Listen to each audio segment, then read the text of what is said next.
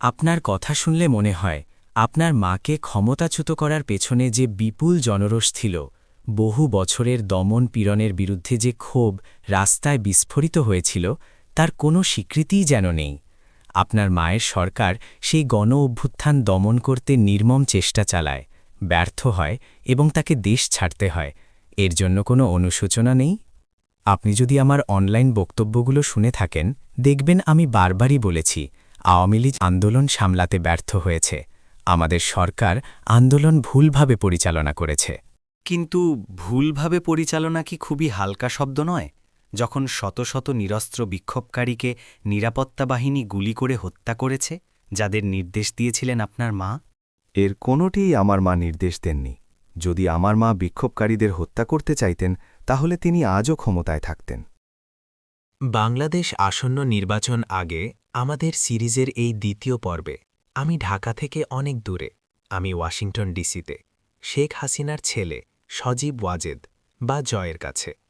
২০২৪ সালের আগস্টে শেখ হাসিনার নাটকীয় পতনের পর যখন গণবিক্ষোভ তাকে বাংলাদেশ থেকে পালিয়ে যেতে বাধ্য করে, তিনি তখন থেকে ভারত সরকারের সুরক্ষায় নয়া দিল্লিতে আছেন এবং ক্যামেরার সামনে আসেননি।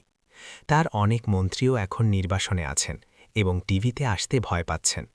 এই শূন্যতায় তার ছেলে তার মায়ের এবং দলের প্রধান মুখপাত্র হিসেবে আবির্ভূত হয়েছেন।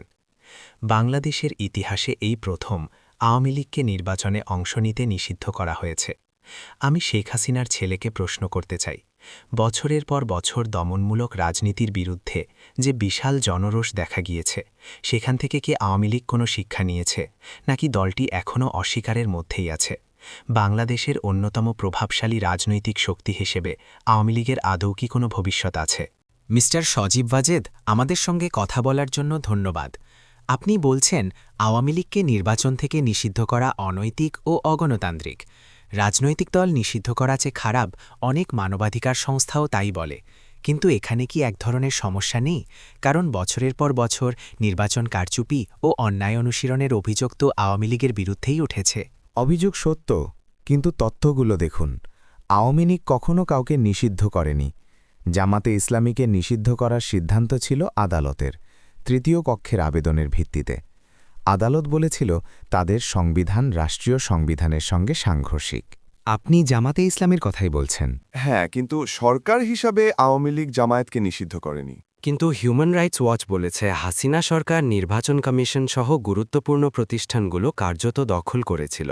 মার্কিন পররাষ্ট্র দপ্তর বলেছে ২০২৪ সালে নির্বাচন অবাধ ও সুষ্ঠু ছিল না। জাতিসংঘ মানবাধিকার পরিষদ বলেছে নির্বাচনে অনিয়ম, সহিংসতা ও নিরাপত্তা বাহিনীর ভয়ভীতি ছিল। আমি আরও বলতে পারি। হ্যাঁ, কিন্তু সরকার হিসাবে আওয়ামী লীগ জামায়াতকে নিষিদ্ধ করেনি। কিন্তু হিউম্যান রাইটস ওয়াচ বলেছে হাসিনা সরকার নির্বাচন কমিশন সহ গুরুত্বপূর্ণ প্রতিষ্ঠানগুলো কার্যত দখল করেছিল। মার্কিন পররাষ্ট্র দপ্তর বলেছে ২০২৪ সালে নির্বাচন অবাধ ও সুষ্ঠু ছিল না। জাতিসংঘ মানবাধিকার পরিষদ বলেছে নির্বাচনে অনিয়ম, সহিংসতা ও নিরাপত্তা বাহিনীর ভয়ভীতি ছিল। আমি আরও বলতে পারি। আমি সব শুনেছি। দেখুন, ২০১৮ সালের আগেই আমেরিকান জনমত জরিপ দেখিয়েছিল আমরা বড় ব্যবধানে জিতব। কেউ অনিয়ম চায়নি। প্রশাসনের কিছু লোক নিজেরাই এসব করেছে। আমার মা ও আমি ক্ষুব্ধ হয়েছিলাম। আমরা পরিষ্কার নির্বাচন চেয়েছিলাম, কারণ আমরা এমনিতেই জিততাম। ১৬০টি আসনে আমাদের ন্যূনতম জয়ের ব্যবধান ছিল ৩০%। ২০২৪ সালে কোনো কারচুপি হয়নি। দুর্ভাগ্যজনকভাবে বিরোধীরা নির্বাচন বর্জন করেছিল। কিন্তু বিরোধীরা বলেছিল পরিবেশই মুক্ত ছিল না। সহিংসতা, নিরাপত্তা বাহিনীর ভয়, নির্বাচন কমিশন সরকারের নিয়ন্ত্রণে। এগুলো তো গুরুতর অভিযোগ। নির্বাচন কমিশন সরকার নয়, একটি কমিটির মাধ্যমে নির্বাচিত হয়েছিল। কিন্তু এখন দেখুন, একটি বড় দল নিষিদ্ধ অবস্থায় নির্বাচন হচ্ছে। অনলাইনে ব্যালট জালিয়াতির প্রমাণ বেরোচ্ছে। এখন পর্যবেক্ষকরা কিছু বলছেন না কেন? তবুও আওয়ামী লীগের অতীত রেকর্ড গুরুতর অনিয়মে ভরা, এটা অস্বীকার করা যায় না। এবার নিষেধাজ্ঞা প্রসঙ্গে আসি। সরকার বলছে আপনি সহিংসতা উস্কে দিচ্ছেন। আপনি বলেছেন আওয়ামী লীগ ছাড়া নির্বাচন হতে দেওয়া হবে না, যা করার করতে হবে। আমি সহিংসতার হুমকি দিইনি। আমি বলেছি দমন করলে সহিংসতা হবে, কোণঠাসা করলে মানুষ কি করবে? কিন্তু একজন দায়িত্বশীল দল হিসেবে আপনি আপনার সমর্থকদের সহিংসতার পথে না যেতে বলতে পারতেন। তা না হলে আপনি তো সরকারের কথাই প্রমাণ করছেন যে আওয়ামী লীগ উগ্র হয়ে গেছে। সরকার যে সহিংসতা করেছে সেটা কি ঠিক? গত জুলাইয়ের পর আমাদের শত শত কর্মী নিহত হয়েছে, হেফাজতে ৩০ জনের বেশি মারা গেছে। আমাদের এক সংখ্যালঘু হিন্দু নেতা সম্প্রতি জেলে মারা গেছেন। যখন আপনি কাউকে জোর করে দমন করবেন, তাদের আর কোনো পথ থাকবে না। বাংলাদেশের কর্তৃপক্ষ বলছে আওয়ামী লীগ যুবনেতা শরীফ ওসমান হাদির হত্যার পেছনে আছে। এটা কি সত্য? একেবারেই না। আমাদের যদি হত্যার ক্ষমতা থাকত, এই সরকার টিকে থাকত না। আমাদের সেই সক্ষমতা নেই।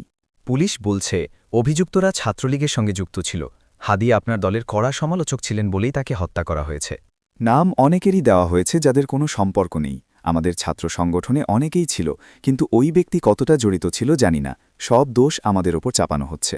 আপনার মায়ের সরকার সেই গণ অভ্যুত্থান দমন করতে নির্মম চেষ্টা চালায়, ব্যর্থ হয় এবং তাকে দেশ ছাড়তে হয়। এর জন্য কোনো অনুশোচনা নেই? আমি বারবার বলেছি আমাদের সরকার আন্দোলন ভুলভাবে পরিচালনা করেছে। কিন্তু শত শত নিরস্ত্র বিক্ষোভকারীকে হত্যা করা হয়েছে, যাদের নির্দেশ দিয়েছিলেন আপনার মা। আমার মা কখনো হত্যার নির্দেশ দেননি। তিনি বলেছিলেন প্রধানমন্ত্রীর বাসভবন রক্ষা করতে গেলে শত শত মানুষ মারা যাবে। আমি সে রক্ত চাই না। আল জাজিরা ও বিবিসির রিপোর্টে আপনার মায়ের কণ্ঠে প্রাণঘাতী অস্ত্র ব্যবহারের অনুমতির কথা শোনা যায়। ওই ক্লিপ প্রসঙ্গের বাইরে কাটা হয়েছে। পুরো ক্লিপে তিনি সশস্ত্র সহিংস গোষ্ঠীর বিরুদ্ধে ব্যবস্থা নেওয়ার কথা বলেছেন। আমি সেই ক্লিপ আমার ফেসবুক পেজে দিয়েছি। আমরা আপনার সোশ্যাল মিডিয়ায় সেই পূর্ণ ক্লিপ পাইনি। অবশ্যই আমি আবার আপলোড করব। আমার কয়েকটি ক্লিপ নামিয়ে ফেলেছে। আপনার ও আপনার পরিবারের সদস্যদের বিরুদ্ধে বিলিয়ন ডলার আত্মসাতের অভিযোগ আছে। আপনার বিরুদ্ধে ব্যক্তিগতভাবে মিলিয়ন ডলারের অবৈধ সম্পদ অর্জনের অভিযোগ আনা হয়েছে। এ বাড়িগুলো কোথায়? আপনি আমার বাড়িতেই আছেন। এটি আমার একমাত্র বাড়ি। আমি এবছর যুক্তরাষ্ট্রের নাগরিকত্বের জন্য আবেদন করেছি এবং পেয়েছি। যদি আমার লুকানো সম্পদ থাকত, এফবিআই তদন্ত করত। তারা একটি ব্যবসার নামও বলতে পারেনি যেখানে আমার পরিবার জড়িত। আপনার কাজী ডিউরিৎসি ডিক কেন পদত্যাগ করলেন, তার বিরুদ্ধেও একই অভিযোগ ছিল। সেটা ছিল রাজনৈতিক বিব্রতকর পরিস্থিতির কারণে। ব্রিটিশ কর্তৃপক্ষ তাকে নির্দোষ ঘোষণা করেছে। ভারতের সঙ্গে বাংলাদেশের ক্রমবর্ধমান উত্তেজনা নিয়ে বলি। এর মূল কারণ ভারতে আপনার মায়ের অবস্থান। বাংলাদেশ তাকে প্রত্যর্পণ চায়। প্রত্যর্পণ একটি বিচারিক প্রক্রিয়া। দণ্ড প্রমাণিত হতে হবে। প্রমাণ ভারতীয় আদালতে দিতে হবে।